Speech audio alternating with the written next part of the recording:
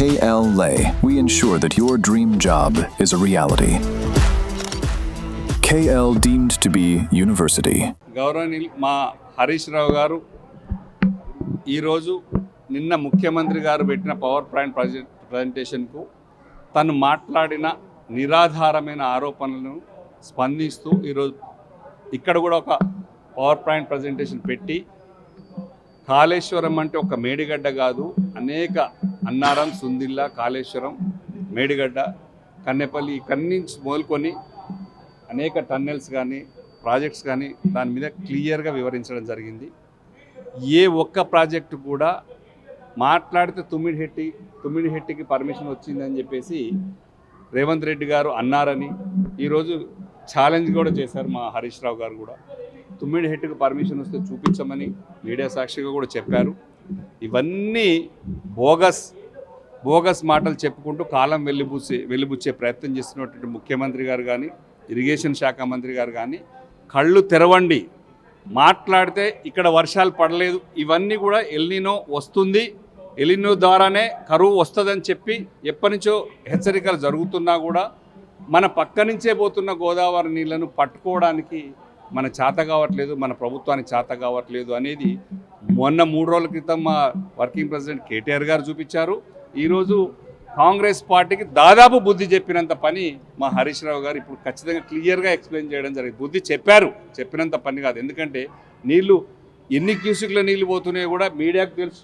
ఇవాళ పిల్లలు కూడా ఆన్లైన్లో చూస్తున్నారు అన్నీ ఎక్కడి నుంచి ఎట్లా పోతున్నాయో. ఈరోజు 89,230 క్యూసిక్ల నీళ్లు వేస్ట్గా సముద్రం పాలైపోతున్నాయి. దాన్ని కొంచెం మోటార్లు ఆన్ చేస్తే అన్ని ప్రాజెక్టులు నిండుతాయి, చెరువులు నిండుతాయి, రైతుల కళ్ళలో ఆనందం ఉంటుంది, హైదరాబాద్కు నీళ్ళు వస్తాయి.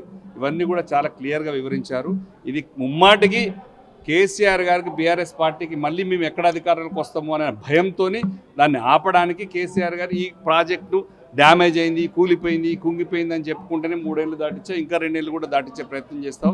ఎన్డీఎస్ఏ వాళ్ళు చెప్పారు రిపేర్ చేయొచ్చని, మీ ఇంజనీర్లు చెప్పారు చేయొచ్చని, దాన్ని 2 పిల్లర్లు చేసుకుంటే అయిపోద్ది, దీనికి సంబంధం లేకుండా కూడా కన్నెపల్లిలో కూడా నీళ్లు పోయేదాన్ని కూడా తెచ్చుకోవచ్చని చెప్పారు. ప్రతి ఒక్కటి కూడా హరీష్ రావు గారు క్లియర్గా ఎక్స్ప్లెయిన్ చేయడం జరిగింది. నిజంగా కూడా ముఖ్యమంత్రి గారికి, ఇరిగేషన్ శాఖ మంత్రి ఉత్తమ్ కుమార్ రెడ్డి గారికి కూడా ఏమాత్రం చిత్తశుద్ధి ఉన్నా కన్నెపల్లి పంప్ హౌస్ లాంచ్ చేసి తెలంగాణ రాష్ట్రానికి రైతుల కళ్ళలో ఆనందం చూడండి. లేదా మీరు ఇట్లాగే మీ గురుదక్షిణ కోసం కిందికి నీళ్ళు వదిలిపెట్టి ఈ నీళ్ళు వస్తే మళ్ళీ పంటలు పండితే మళ్ళీ యూరియా కావాలి, మళ్ళీ ధాన్యం కొనాలి, మళ్ళీ మొక్కలు కొనాలి, ఇవన్నీ కొనలేక మా చేతగాకనే కొంత పార్ట్ తగ్గించుకుందామని, మీ బరువును తగ్గించుకోవాలని, బోనస్లు ఇవ్వాల్సి వస్తే ఇవన్నీ తగ్గించుకోవాలని మీ ప్రయత్నం చేసుకుంటూ పోతే గతంలో కూడా మేము చెప్పాం మీ దగ్గరికి. మేము కూడా బనకచెర్ల ప్రాజెక్టు ఆంధ్రాలో కట్టే దాని మీద అందరం అఖిలపక్షం కావాలంటే కూడా మా కేసీఆర్ గారు నన్ను కూడా పంపించారు, దానికి కూడా నేను రావడం జరిగింది. ప్రభుత్వంకు మేము సపోర్ట్ చేస్తామన్నా కూడా మేము ఎంత చేసినా కూడా మీరు అదే దారిలో పోతున్నారు. కరెక్ట్గా కేసీఆర్ గారికి పేరు వస్తుంది, కాళేశ్వరానికి పేరు వస్తుంది, బీఆర్ఎస్ పార్టీ పేరు వస్తుందని మీరు చెప్పి ఎన్ని దుష్ప్రయోగం చేసినా కూడా, ఎన్ని దుర్మార్గపు ఆలోచనలు చేసినా, ఎంత బదనాం చేయాలనుకున్నా కూడా తెలంగాణ రాష్ట్ర రైతులకు ఖచ్చితంగా తెలుసు ఇది కేసీఆర్ గారి ముందు చూపుతోని కరువైనా ఎంత డ్రాట్ వచ్చినా కూడా నీళ్లు అక్కడ మేడిగడ్డలో ఉంటాయని చెప్పేసి అక్కడ కూడా ఎన్ని నీళ్లు ఉన్నాయో కూడా క్లియర్గా చూపించారు. ఇంత చక్కగా వివరించిన తర్వాత కూడా మీరు ఇంకా మాట్లాడడం సిగ్గుచేటు. ఏమాత్రం కూడా మీరు తెలంగాణ రైతుల పట్ల జాలి ఉన్నా, మీకు కనీసం చిత్తశుద్ధి ఉన్నా ఈ రోజు ఇమ్మీడియట్గా కన్నెపల్లి పంపులు ఆన్ చేయాలని చెప్పేసి కోరుకుంటున్నాను. ఎప్పుడు ఏమి కొట్టుకపోండి, కన్నెపల్లి పంప్ ఆన్ చేస్తే కొట్టుకుపోతాయండి. నీళ్లు ఆన్ చేస్తే నీళ్ళు ఇటు షిఫ్ట్ చేసుకుంటాం.